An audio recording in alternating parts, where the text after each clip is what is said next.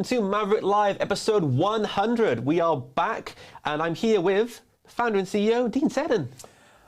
It doesn't feel like 100. And what's been going on in between? Because I haven't been in 100 of these. You've been in about Three. five out of 95, I would say. 5% short rate, that's not bad. Yeah, it's pretty good.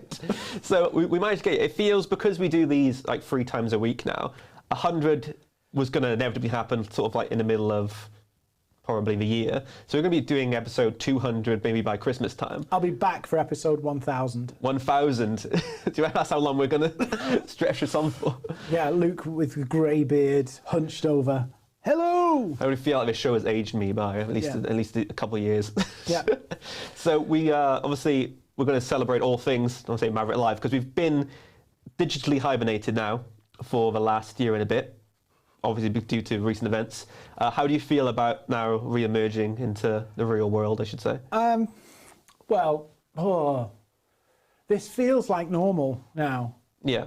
So going back to the real world feels weird. And I said beforehand, I'm slightly terrified. Should I tell the story? Yeah, tell the story of why you're terrified. Okay, so I have this really weird phobia of, and I did a live event 2 weeks ago. Yeah. The first one since all of this stuff. And as you know, if people don't know, we used to do these every single week, live events, different city, every week. So I'm typically in a month talking to about 500-600 people in person. Yeah.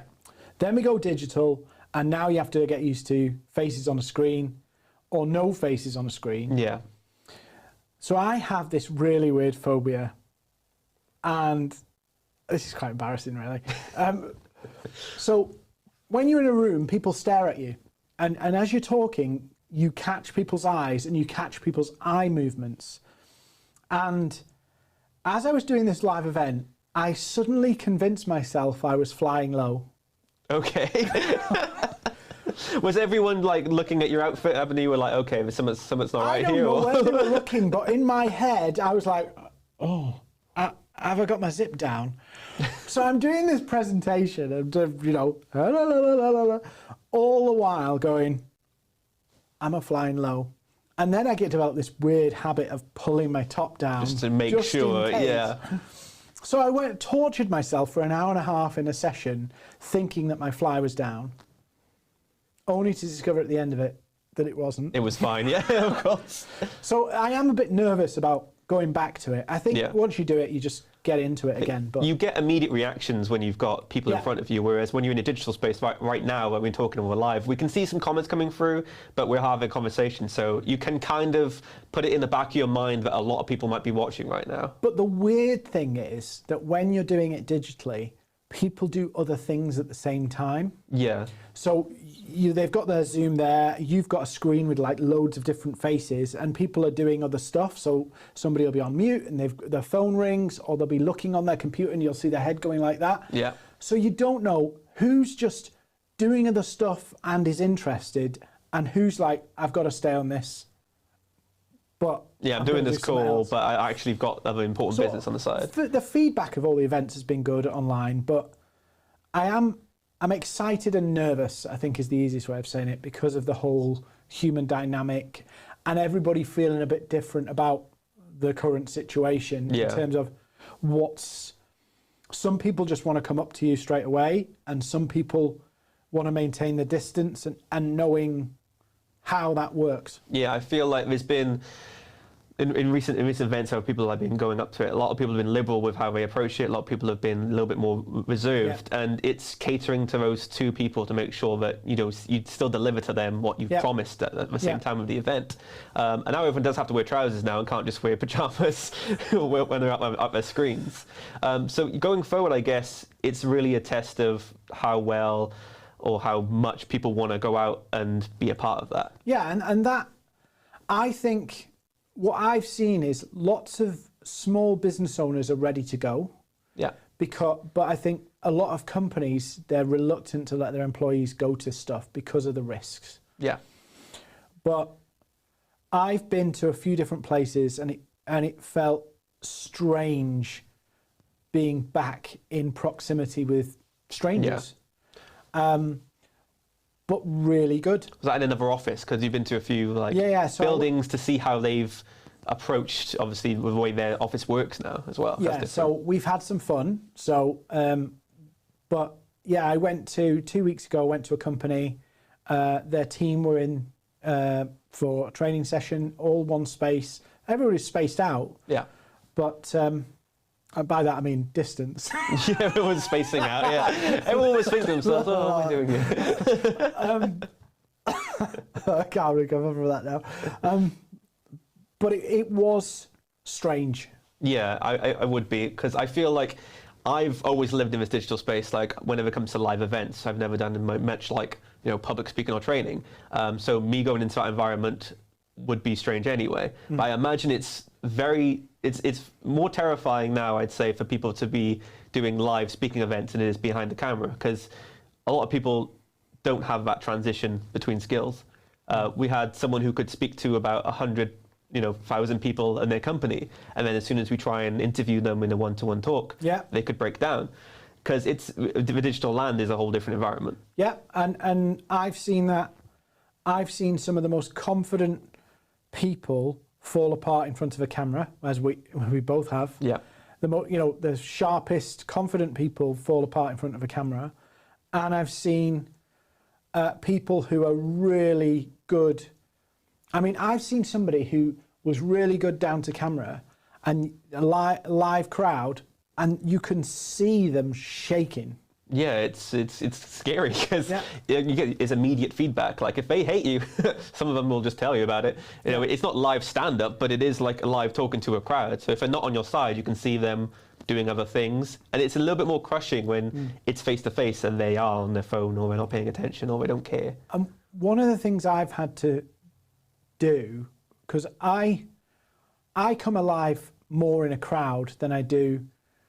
Like if I do pieces to camera, I feel a bit of an idiot doing them, and we have a load of laugh doing them as I'm making my mistakes and doing my weird mouth movements and all that kind of stuff.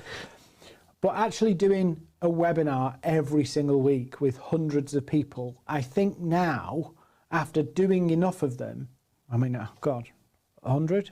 Yeah, if we're thinking this is one a week or 3 times a week, it's been I'm doing the 2 same a week. amount. Yeah. So I'm doing 2 live webinars It'd be a week. the same. So I'm probably around 100, if not a few more. Should get you a graphic made. But you get to the point where you don't care about the camera, and then that's when you really.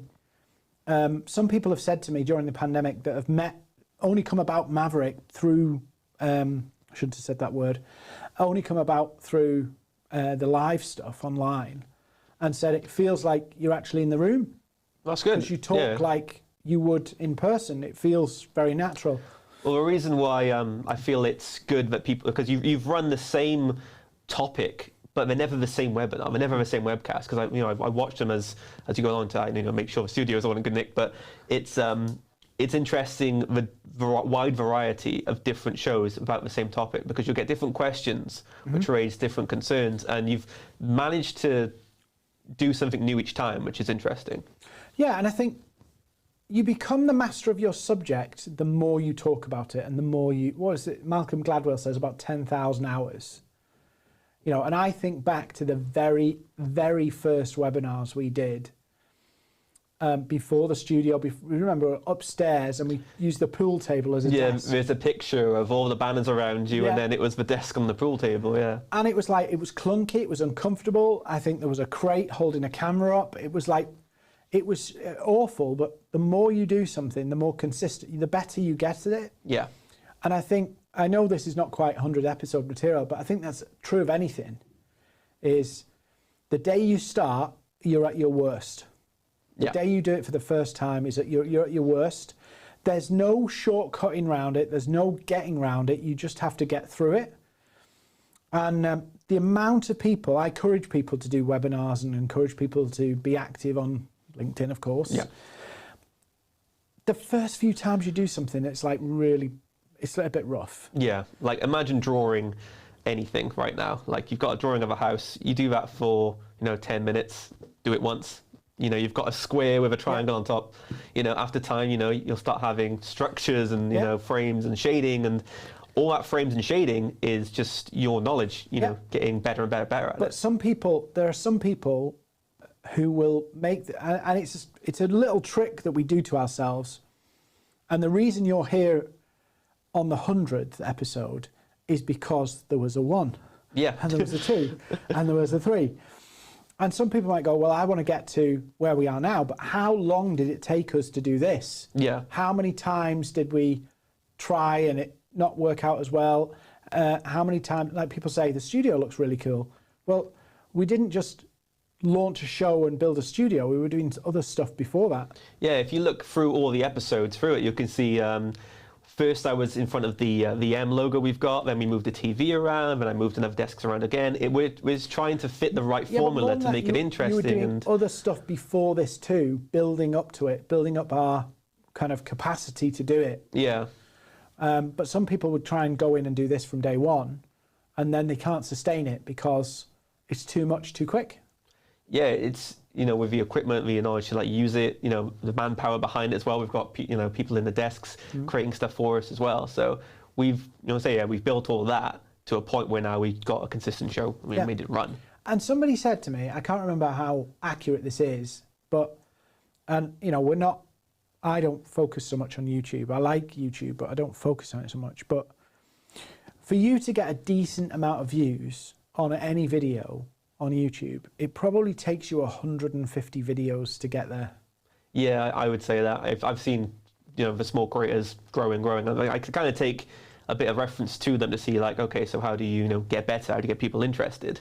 And it is just finding your niche, doubling down on it, and just consistently, improving and getting better. Yeah, you find what works. Yeah, exactly. People want to know what works and make that, but sometimes you just find it.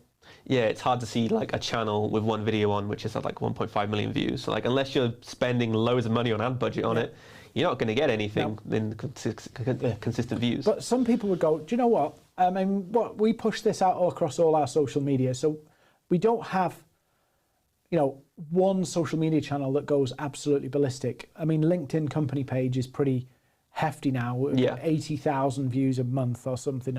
It's nuts, but still, like, even if we, like Facebook, we don't focus on our Facebook. So this video on Facebook might get, 100 views or whatever. Yeah. We still do it. Yeah. I mean, because people, intake content in different ways. They might stumble upon us on Facebook, might stumble upon us on, LinkedIn. It doesn't mean we shouldn't do it though. No. You need to spread your content around it. I mean, if you had we can only do one, then fair enough. Yeah. But most of the time now, this goes out to all our channels at once, so why not? But there's this compounding effect of doing all of this stuff. So we think of, when we're trying to grow a business or build a business, we think that there's this one thing that will change everything. Yeah. We love to think about these events that will change everything, the game changer moment. There isn't a game changer moment. There's just lots of things building on top of each other, and compounding until somebody goes, I saw that. And you think, wow, that was it. No, there was a ton of other stuff that happened to get to that point. Yeah, you saw that one piece because we put out so many pieces in loads of different areas. It's not like we posted that piece and everyone saw it. Yeah, it's like the overnight success. Somebody becomes an overnight success because they had a viral video and now they're everywhere. Well, how many videos did they do that didn't go viral? Yeah. And past that viral video, they probably had a lot of videos that didn't as well. Yeah.